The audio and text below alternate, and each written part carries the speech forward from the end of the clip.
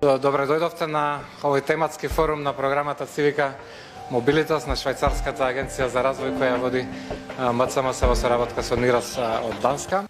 So I would like also to underline how glad we are that the current government goes to great length to include CSOs in the development of its strategies and policies, including those of individual ministries. This is an important step forward in the democratization of the country through active citizen participation. Без граѓанските организации повеќе Македонија никогаш не може да оди напред.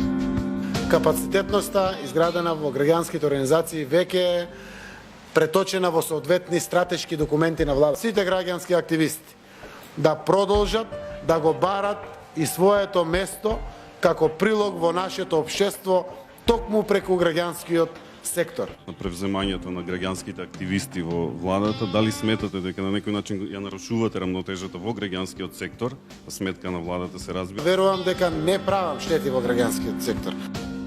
Работиме на новиот закон за антикорупција. Согласно него сакаме да ја поставиме антикорупцијската комисија. Дали се уште стоите на идејата да биде Македонија една изборна единица? Наша определба од програмата е една изборна единица, да, сакаме да ги слушнеме аргументите на домашната и странската експертска јавност. Треба да важи и рамковен договор, и солидарност и еднаквост за сите во општеството, и не знам фер одлучување и правична давање на шанса за секој. Предлог е 50-50. Јас гледам на лицата со инвалидитет, со попреченост, со посебни потреби, рамноправно како се сите граѓани. Податоците сите не убиваат, буквално се убиствени, и го кажуваат стручните луѓе, но тоа мораме сега во пракса да го покажеме. Во делот на мировното образование, посебно во средните училишта, каде што ги имаме проблемите, ние сме за. Што истите луѓе кои што не донесоа до ова дереже во делот на медиумите, ама апсолутно не мислам дека може да бидат дел од решението.